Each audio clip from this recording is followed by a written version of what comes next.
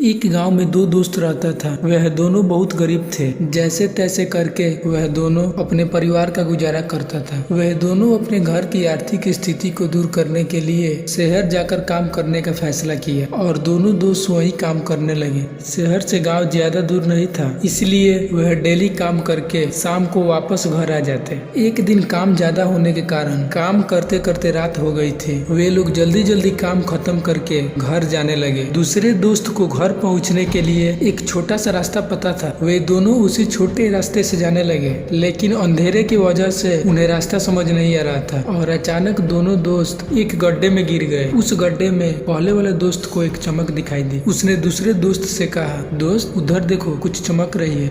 दोनों दोस्त पास जाकर देखा और वहाँ एक हीरा थी।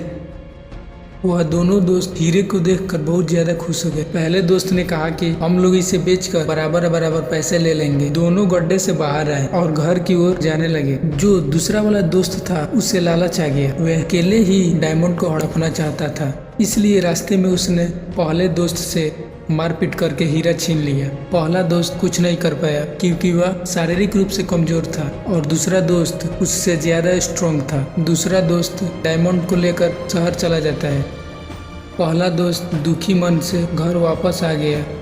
कुछ दिन बाद जो दूसरा वाला दोस्त था वह हीरा बेचकर अपने लिए बंगला, गाड़ी और जमीन खरीद लिया। फिर कुछ दिन बाद उसके साथ एक रोड एक्सीडेंट हो जाती है जिसमें उसका एक पैर घायल हो जाता है। उसके पास बहुत पैसे थे, इसलिए उसने शहर से बड़े बड़े डॉक्टरों को बुलाकर खुद इलाज करवाने लगा। उसने 2 से 3 दिन देखा, उसका जख्म भरने के बजाय उल्टा बढ़ रहा था। डॉक्टर्स ने कहा कि उसका पैर काटना पड़ेगा। उसके पास और कोई रास्ता नहीं था, इसलिए उसने हाँ कह दी। उसके पैर काटने के बावजूद भी 7 दिन बाद जख्म बॉडी तक पहुंचने लगा। वहाँ मौजूद बड़े बड़े डॉक्टर यह देखकर हैरान थे क्योंकि उन्होंने अपने जीवन में ऐसा समस्या कभी नहीं देखा था। उस आदमी ने अपने सारे पैसे लगा दिए लेकिन कोई असर नहीं हुआ। तभी उसने अपनी पड़ोस की महिलाओं को बात करते हुए सुना कि न जाने कौन सा घोर पाप किया है जो इसे ऐसी सजा मिल रही है। वह उन महिलाओं की बात से बेचैन हो गया। वह पूरी रात सोचता रहा कि क्या दोष किया है मैंने। तभी उसे हीरे वाली बात याद आई। वह रात में ही अपने वाइफ से कहा, मुझे मेरे दोस्त के पास ले चलो।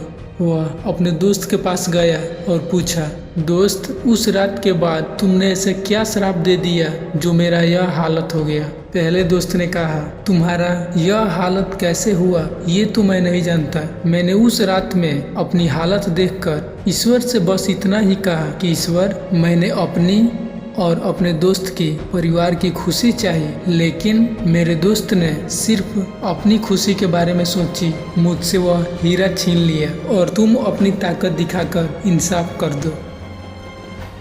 इस स्टोरी को ऐसे भी समझ सकते हैं, कभी भी किसी का हक नहीं छीनना चाहिए। किसी को कमजोर समझकर उस पर अत्याचार न करे, क्योंकि भले ही वह इंसान कमजोर हो, लेकिन अगर उसने ईश्वर से सहायता मांगी और ईश्वर उसके साथ हो गए तो उसकी जीत और बुरे कर्म करने वाले की हार फिक्स है। जिस प्रकार महाभारत में दुर्योधन की पूरी सेना कर्ण, द्रोणाचार्य और अनेकों बलशाली योद्धा थे और इधर अर्जुन के साथ उनके पांडव भाई और श्री कृष्ण खड़े थे, फिर भी जीत अर्जुन की हुई थी क्योंकि उनके साथ स्वयं भगवान खड़े थे। इसलिए दोस्तों, किसी का हक मार कर, छीन कर उसकी हाय न ले। जय श्री कृष्ण।